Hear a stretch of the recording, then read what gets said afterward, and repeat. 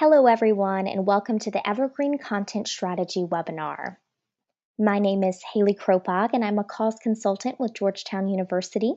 Additionally, I have both digital and traditional communications experience in the healthcare, technology, and energy sectors.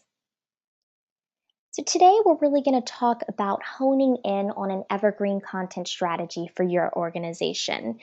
As nonprofit communicators, many of us have experienced a time when our organization's calendar is just a bit slow. Whether it's after our annual fundraiser or during planning for next year's campaign, it can be difficult to craft new and exciting digital content during a quiet period. But as communicators, we understand that keeping online audiences engaged is key, but it can be challenging to develop content that's not time sensitive or centered around an event. So, how do we continue this conversation and how do we keep audiences engaged when it's not time for the yearly campaign? Today, we're going to explore ways to fill in these gaps using an evergreen content strategy. We'll learn what is evergreen content and why is it important, how to create an effective evergreen content strategy, and how to manage evergreen content across digital platforms. So, what is evergreen content and why is it important? Evergreen content at its core is just content that remains relevant over a long period of time. It helps an organization to get its message in front of an audience beyond time sensitive periods like campaigns or events. So, evergreen content, it really just helps tell an organization's story. It often has an educational or informational element to it. And the key thing about it is that it can be shared at any time and it can be reused, which is really great, especially for nonprofits when you're crunched for time and you need content that's going to be efficient and effective. Evergreen content is really going to do that for you. And again, it has no expiration date. So you can share it today, you can share it 3 weeks from today, or 5 months from today, and it's still going to be relevant. Another great thing about evergreen content is that you can use it to issue a call to action, which for nonprofits is really important to move those users from that connect phase, the phase where they're just liking you on Facebook or following you on Twitter, to getting them to actually engage and interact with the organization. So, using evergreen content to issue a call to action can be really beneficial for your organization. Evergreen content can take many shapes and forms. It can be a how-to guide, tips or ideas. It can be videos, images, infographics.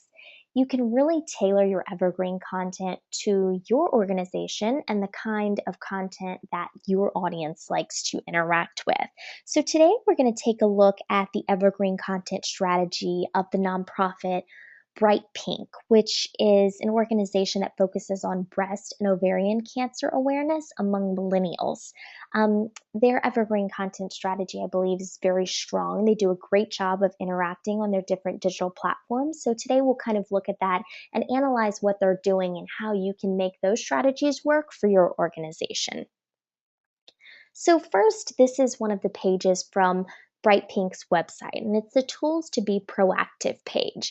Here you see four different pieces, which are great because these pieces can all serve as really great evergreen content. You can repurpose each of these things: the My Health History chart, the breast self awareness card, 5 questions, and the quiz.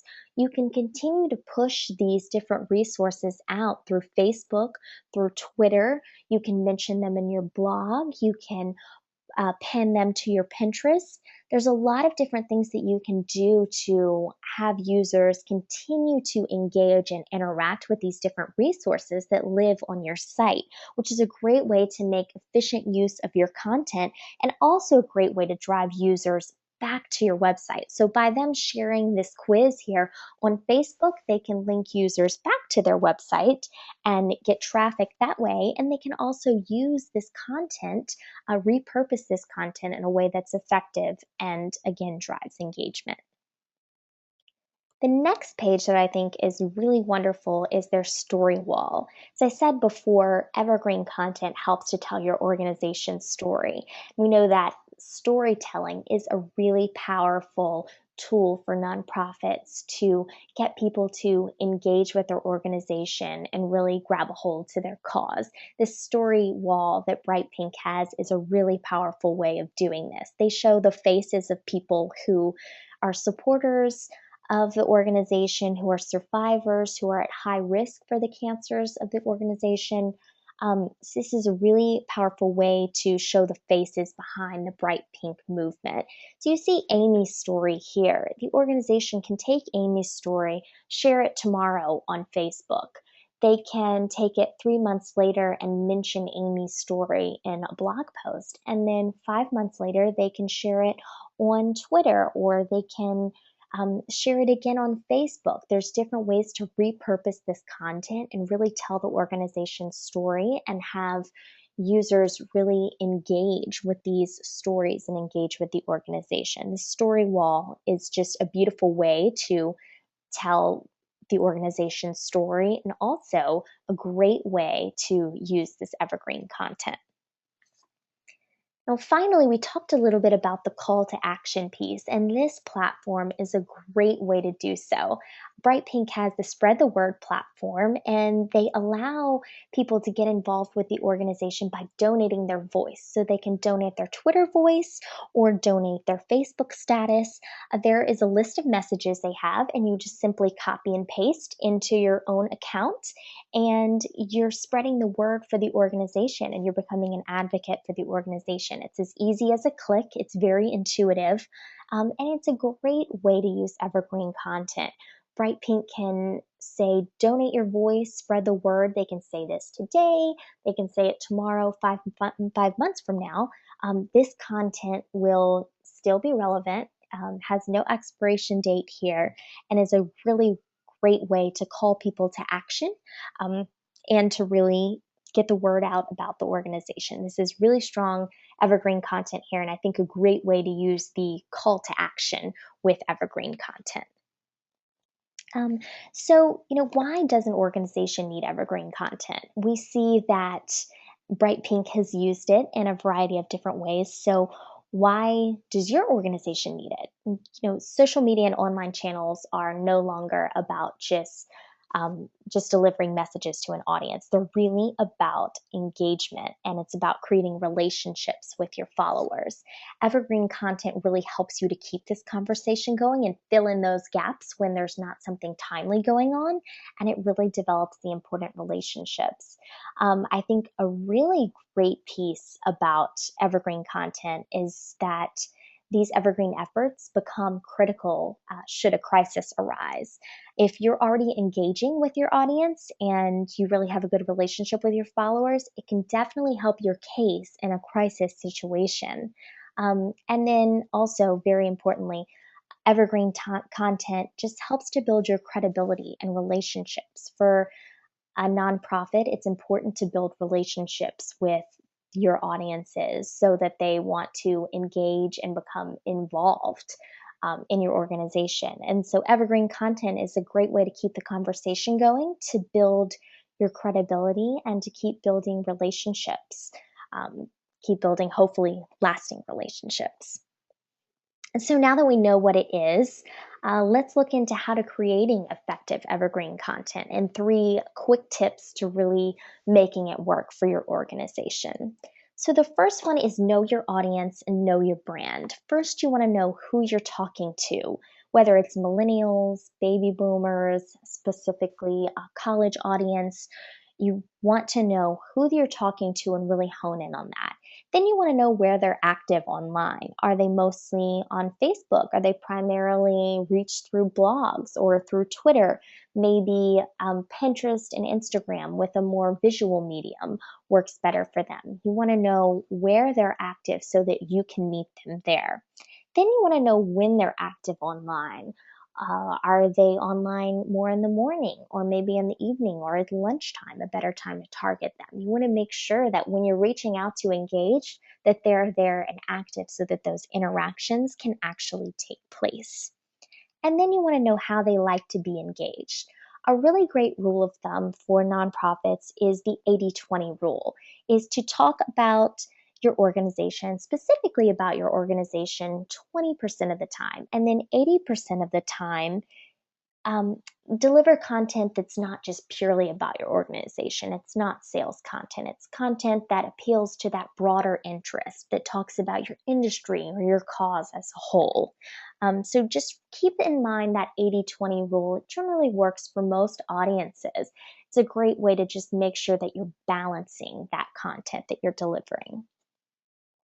So, here are a few quick tips for knowing what messages are going to resonate with your audience. So, first for Twitter, as I talked about timing, mornings, lunchtime, and evenings are typically most successful for engagement. Also, brevity is key on Twitter. Less than 100 characters can be the most successful tweets. And then also using hashtags can be great to drive engagement. But be careful. You want to make sure that you're using really effective hashtags. You don't want to use hashtags that are too general. You want to make sure that it's something that really hones in on your cause, something that users will find your organization and be able to engage with your organization through. For Facebook, timing is similar to Twitter. Mornings, lunchtime, and evenings are great times to capture your audience. Images really increase interactions by nearly 40%. They're a great way to really stand out in that Facebook feed there and really drive engagement. Also, giving your audience questions, especially using the words should, would, which, and who, is a great way to get your comment section going and to really be able to interact with your audience. And then for your blog, 11 a.m. is recommended as the highest traffic hour for an average blog, and Mondays are the highest traffic days. Now, this might differ from organization to organization, but this is a great place to start and try and see if this works for you. Also, comments are highest on Saturdays and around 9 a.m. So, again, just alternating, being flexible, and finding what works for you and what works for your audience. As long as you know your audience and your brand, you can make this strategy work for you. So let's take a look at, again, the Bright Pink organization and how they've put these quick tips and how they've put their strategy to use. So this first one, they're putting the visual to use here. They've shared an image. It's an evergreen content image. It's a beautiful, inspiring quote here. And as you see, they've got 161 likes and 362 shares, which is great. It's very high engagement, a lot of people interacting with this. So the photo itself is evergreen content, but they've put a little bit of a timely spin on it by saying it's midweek inspiration and also tagging Women's History Month. So this is a great way to take evergreen content, and then when you're crafting the messaging for it, put a little bit of a timely spin on it. The next one is very much an educational, informational resource, but also something that's fun and creative. They've created a cancer fighting foods shopping list. So this is something that anyone could use at any time this year, next year, whenever. It's a really great piece of evergreen content. As you see, 84 likes, 282 shares here. It got a lot of engagement, and again, a great way to hone in on it's not talking directly about the organization, it's talking about the cause as a whole. This is another great way to engage and share evergreen content.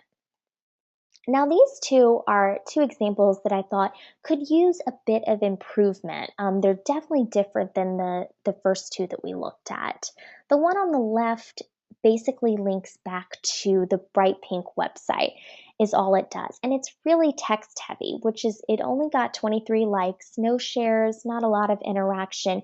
I think it's because it's a lot of text and it doesn't really link to a specific place. It doesn't offer a whole lot of creativity or anything. I think that the other posts were a lot more innovative and more creative and really were better to drive engagement. The one on the right here, again, is very text heavy. That is a lot of text and can be very overwhelming for users whenever they're just scrolling down and seeing that. So I think it's better to really be brief, keep it short and sweet, and if you're going to put a call to action in there, make sure you put it up front and make sure that your audience is really able to see that and engage with it. So now that we know who the audience is and then who our brand is, now it's really time to begin a conversation. And so the second tip here is to become a curator. Leverage your brand to create evergreen content for your audience. And so here you really want to tie your content to issues and topics that align with your brand. So here they're Try limiting your alcohol intake to 1 drink or less per day to reduce your risk for breast cancer. They've hashtagged Bright Idea and Be Proactive. These are 2 hashtags that really align back to the Bright Pink organization. They really leverage the essence of the organization, the bright idea, it's inspirational. I think this is a great way for people to be able to interact. People would know that the Bright Idea hashtag belongs to this organization. Be Proactive is a great hashtag to use as well. This is a great way to kind of build their community, build that Bright Pink community, and really leveraging the brand to create this evergreen content. Again, this could be shared today or 3 weeks from now or 3 months from now. It really has longevity, and this is a great piece of content. Again, that could be adapted for Facebook or could be turned into a blog post as well. The next thing is similar, but it's take advantage of the larger arc of audience interest. So back to the 80-20 rule, you only want to talk about your organization 20% of the time, so that other 80% of the time you need to hone in on what your industry is and what that larger piece of interest is. So this one says vitamin E has been proven to slow the growth of cancer cells in the ovaries. Be sure to eat your leafy greens this week.